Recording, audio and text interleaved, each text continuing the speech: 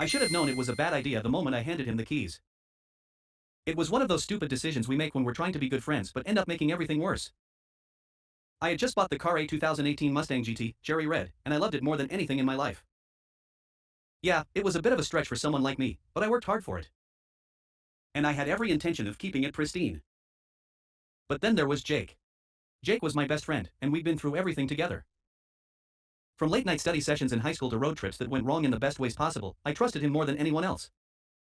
He had this way of making everything feel like an adventure, even if it was just a walk to the corner store. We were inseparable. The day I handed him the keys to my Mustang, I didn't think much of it. We were supposed to go out for a drive, just kill some time. But then his eyes lit up when I tossed him the keys, and suddenly I was the one being pulled into his excitement. "Dude, let me take it for a spin," he begged, practically bouncing in the passenger seat. I hesitated. "Jake, I don't know, man. It's brand new. I don't want anything happening to it. You're the one who always says I should live a little. What's the point of having a car like this if you're too scared to let someone else drive it?" It was a weak argument, but I still let him. It was just one drive, right? What could go wrong? It's funny how fast things can go wrong, how quickly something can shatter.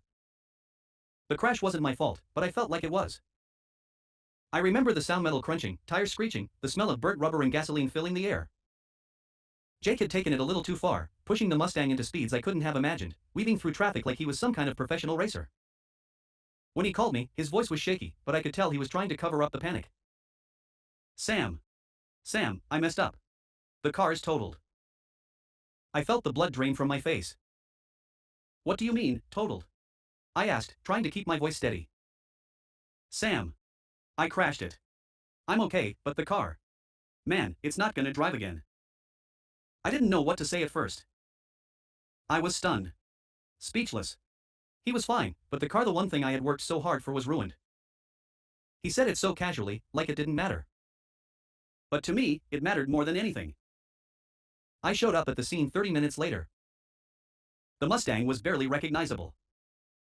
The front end was caved in, the engine smoking slightly.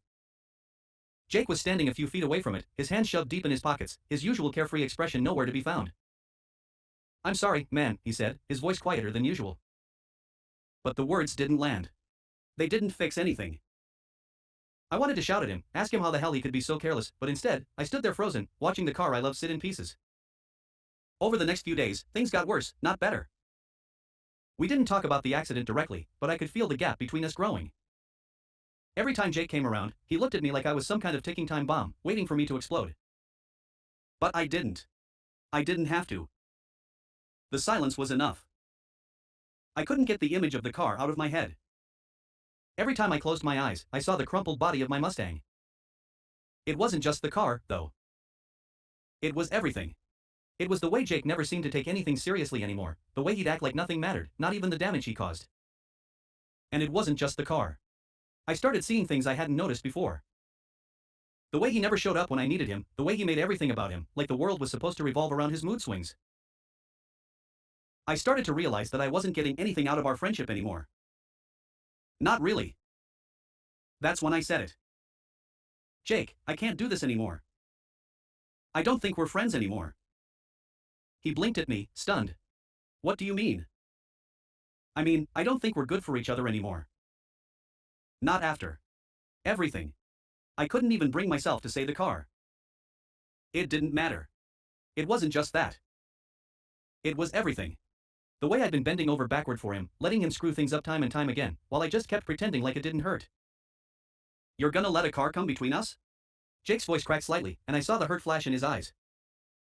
But it wasn't the car. I wasn't angry about the damn car. I was angry about how much I'd invested in him, and how little I ever got back. "I don't think it's just about the car, man," I said quietly. "It's everything. You've been a mess, and I've been trying to fix it. But you don't want to fix anything." He was silent for a long time, and for the first time, I could tell he didn't have anything to say.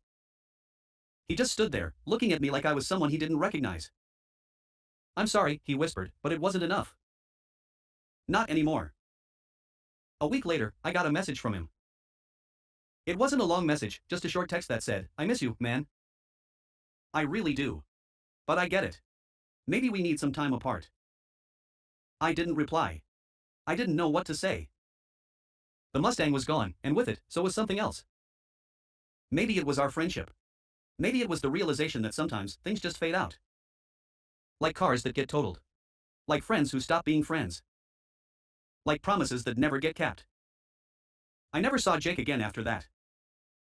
We both moved on, but every now and then, I still hear his voice in my head, the echo of his apology, and the sound of the car breaking apart. And I can't help but think that maybe the crash wasn't just the Mustang. It was us.